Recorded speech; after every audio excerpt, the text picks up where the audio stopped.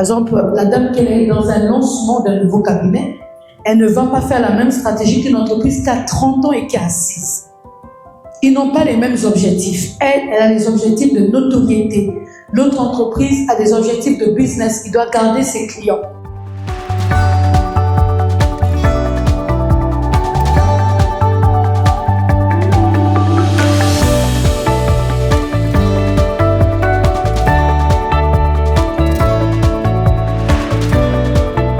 Moi, une fois, j'ai appelé une dame.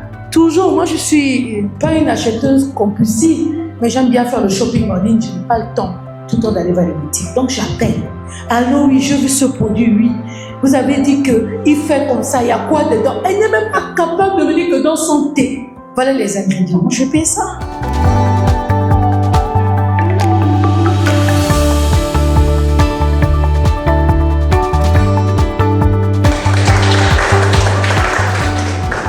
Je suis Lorena Boussoubou, responsable commerciale chez Digital Arena, une jeune start-up gabonaise spécialisée dans la vente de smartphones et de tout ce qui est appareil connecté. Le thème justement de la rencontre du jour était la fidélisation du client. Alors ça a été vraiment d'un grand apport pour moi parce que j'ai pu encore réaliser et surtout mesurer l'impact que la fidélisation du client peut avoir sur non seulement le rendement de mon entreprise, mais aussi de mes clients de manière générale. Donc, j'ai pu voir le parcours du client, j'ai pu voir les différents profils, j'ai pu comprendre aussi qu'on doit adapter la fidélisation du client en fonction du secteur d'activité, en fonction du type de client. Et ça a été vraiment très enrichissant pour moi. Nous avons assisté à cette masterclass sur la fidélisation client. Ce fut très intéressant. Moi, je suis Anine Mezui, la fondatrice d'une nouvelle entreprise qui s'appelle Mesa Consulting, qui s'occupe de tout ce qui est direction commerciale externalisée, apporteur d'affaires, mise en relation, business développement. C'est une nouvelle structure que je suis en train de monter et je vous invite à venir m'écrire sur ma page LinkedIn. Je suis disponible et puis vous pourrez poser toutes les questions nécessaires. Mezui Anine. Donc la masterclass de ce soir pour moi était très intéressante malgré mes 20 ans d'expérience dans le commercial parce qu'effectivement il y a des notions notamment pour tout ce qui est commerce de proximité et service puisque je me lance dans le service que je n'avais pas forcément. Donc ça m'a permis d'acquérir des notions, de partager également avec des gens leurs expériences et je pense que c'est des formations à multiplier.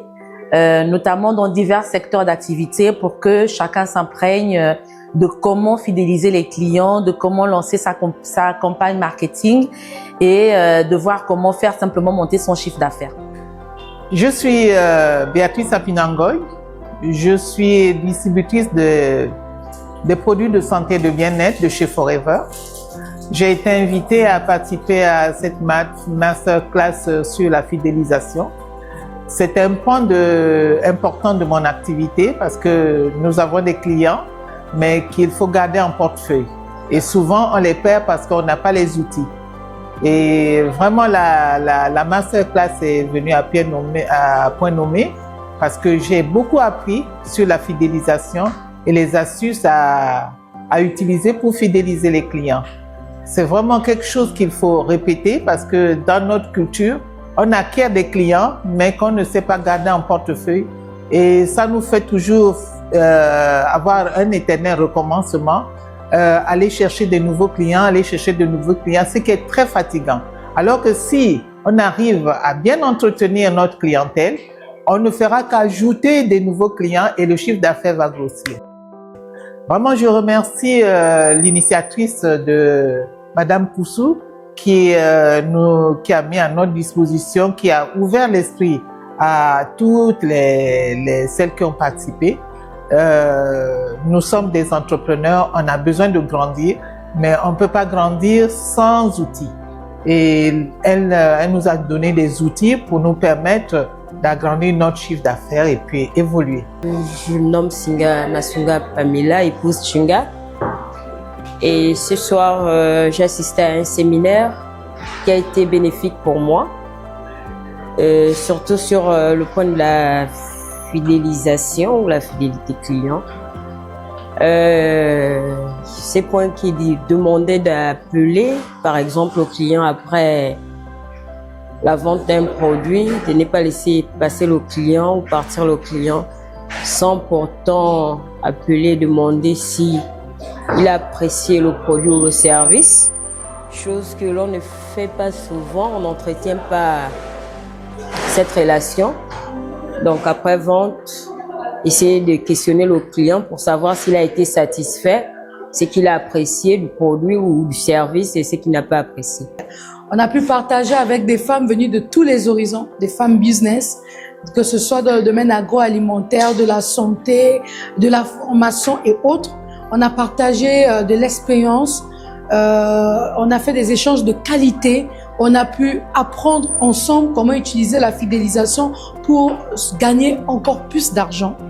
C'était un plaisir d'avoir été bien sûr ici avec des partenaires tels que Medis, qui est justement l'espace coworking qui m'a accompagné, un cadre exceptionnel, magnifique, complètement digitalisé, qui a permis que, bien sûr, nos invités soient à l'aise tout au long de cette formation et que même moi, la formatrice, j'ai été complètement chouchoutée. On a montré à ces femmes que aujourd'hui, quoi que soit l'activité, un programme de fidélité est nécessaire pour pouvoir garder leurs clients auprès d'elles et que ce programme de fidélité à long terme bien fait peut leur permettre d'avoir encore plus de clients, de générer plus de chiffre d'affaires sans forcément dépenser autant dans la publicité.